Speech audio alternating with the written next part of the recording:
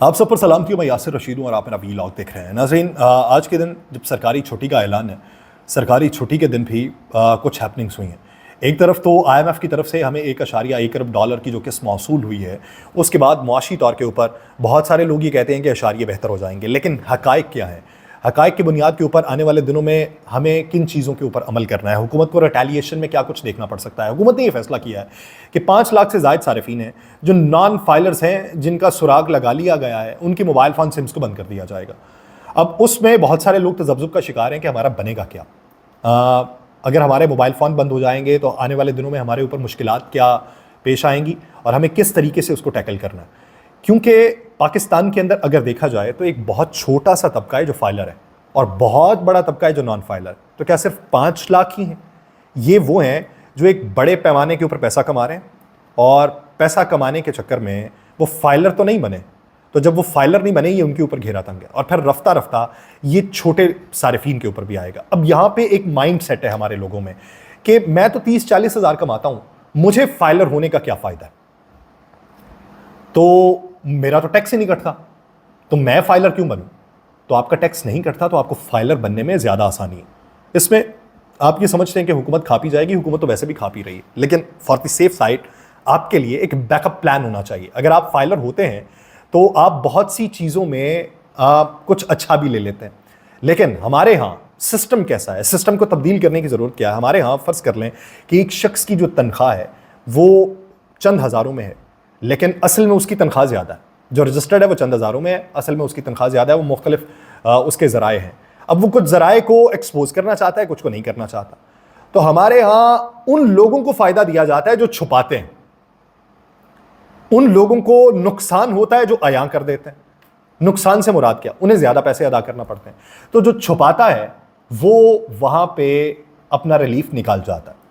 تو اس سسٹم میں موجودہ طور پہ تبدیلی کرنے کی یہ ضرورت ہے کہ ہمیں بنیادی چیزوں کے اوپر دیکھنا چاہیے۔ اگر تو کوئی عیاں کر رہا ہے تو اس کو زیادہ فائدہ دیں۔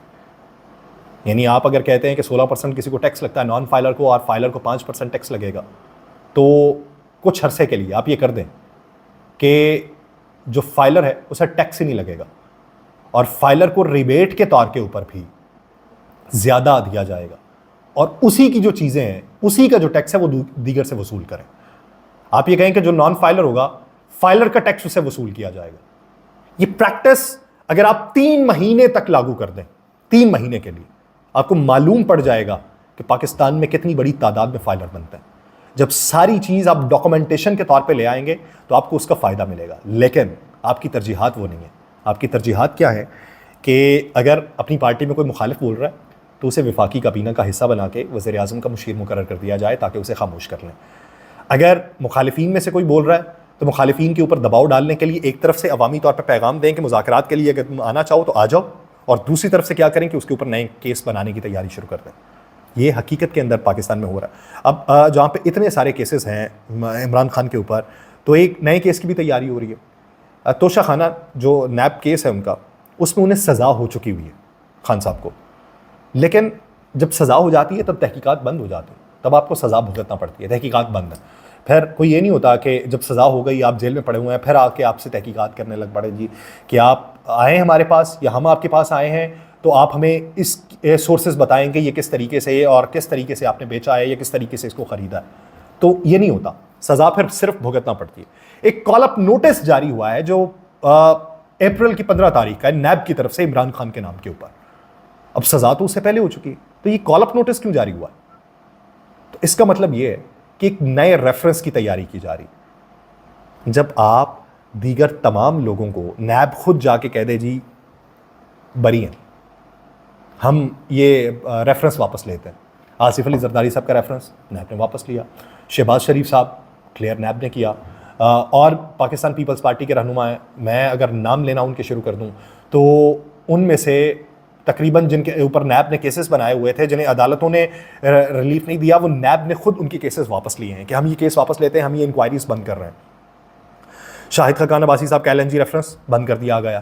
تو یہ سارے جب ریفرنس نیب نے بند کیے ہیں تو یہاں پہ نیا ریفرنس شروع کرنے کی تیاری کر رہے ہیں۔ کریں نا حکومت کے خلاف ذرا ریفرنس کی تیاری شروع کریں، نہیں کرتے۔ کیا یہ ایک نیا ریفرنس دائر کریں؟ کیا باتیں کرنی ہیں کہ نگراں حکومت میں جو غلط فیصلے لیے گئے ہیں گندم کی درآمد کے حوالے سے اس پہ تحقیقات کریں گے. نیب کا ریفرنس کھولیں, نیب کو کہیں سفارش بھیجے حکومت, نیب کو سفارش بھیجے کہ یہ دیکھیں جی یہ, لیکن نہیں, وہ نہیں بھیجیں گے. آپ کو پتہ ہے کہ اس پہ خود بھی لپیٹے جائیں گے. اس میں پھر معلوم یہ پڑے گا کہ نگراں حکومت میں جب فیصلے لیے جا رہے تھے تو اسحاق ڈار صاحب کو لوپ میں کیوں لیا جاتا تھا, میاں نواز شریف صاحب کو لوپ میں کیوں لیا جاتا تھا, نگراں حکومت کے لوگ آپ کے اندر کیوں ایڈجسٹ کیے گئے, انہی وجوہات کے باعث کیے گئے. لیکن عوامی طور پہ آپ نے نیریٹو بنانا ہے تو آپ یہ کہتے ہیں, وزیر اعظم یہ کہتے ہیں کہ ممبر فیڈرل پبلک سروس کمیشن میاں مشتاق جو ہیں وہ نگراں دور میں گندم خریداری کی تحقیقات مکمل کر کے مجھے رپورٹ پیش کریں گے. یہ صرف آپ پبلک سٹنٹ کے طور پہ کر رہے ہیں اور اس کے پیچھے کوئی بھی چیزیں آپ کے پاس موجود نہیں ہیں. انہی چیزوں کی بنیاد کے اوپر آپ نے یہ کہا کہ آٹے کی قیمت جو ہے وہ 2800 سے ہم 20 کلو تھیلا جو ہے وہ 2000 روپے پہ لے آئے ہیں. آپ لا سکتے ہیں اسے 2000 پہ, لیکن اس غریب کسان کا کیا جو مریم نواز صاحبہ اتحادی جماعت کے ایک شخص کو بلا کے یہ کہتی ہیں کہ 85% تو ہم نے عام کسان سے خرید لیے, اب تو جو رہتے ہیں وہ وڈیرے رہتے ہیں. دل پہ ہاتھ رکھ کے بتائیں, آپ کو لگتا ہے کہ وڈیروں کی جو فصل ہے وہ نہیں بکے گی اور عام کسان کی فصل بک جائے گی؟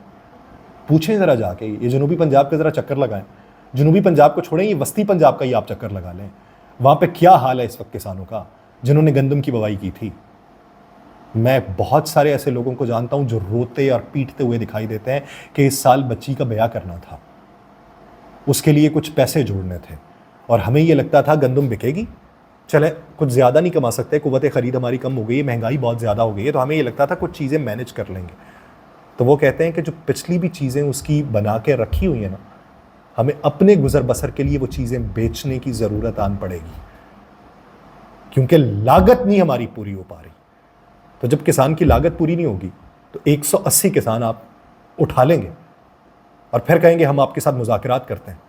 کون کرے گا مذاکرات آپ کے ساتھ؟ ہم ہر سال سیلاب کی تباہ کاری کو دیکھنے کے بعد ریہیبلیٹیشن کے اوپر جاتے ہیں, پریونشن کے اوپر نہیں جاتے. یہ ہمارا لمحہ فکریہ ہے, یہ ہمارے لیے قابل افسوس مقام ہے, لیکن ہماری سیاست ہی اس سے چلتی.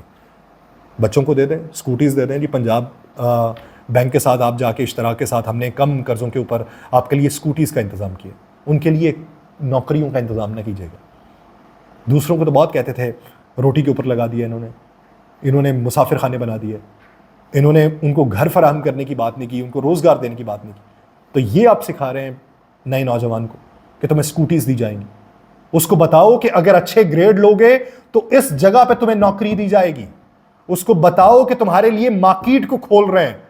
اس کو یہ بتاؤ کہ ہم ایکسپورٹ کے اندر آئی ٹی میں اضافہ کر رہے ہیں اور تمہارے لیے اس میں نئی نوکریاں کھلیں گی. اسے بتاؤ کہ اگر کوئی نئی ایجاد کرو گے تو حکومتی سطح پہ اس کی پذیرائی کر کے حکومت تمہیں فنڈ کرے گی. اسے یہ بتائیں کہ اگر اپنا کاروبار کرنا چاہتے ہو, نئے آپ وہاں پہ ارادے لانا چاہتے ہو, نئے آئیڈیاز کو لانا چاہتے ہو, تو حکومتی سطح کے اوپر تمہیں شیلٹر فراہم کیا جائے گا. لیکن نہیں, ہم نے ان کو اسکوٹیز دے کے اپنے لیے ووٹ حاصل کرنے, ہم نے اپنی جے جے کار کروانی, ہم نے وردیاں پہن کے ہم نے کسی کو جا کے یہ بتانا ہے کہ یہ تمہارے ساتھ اظہار یکجہتی ہے. ہم نے بنیادی اقدامات نہیں اٹھانے.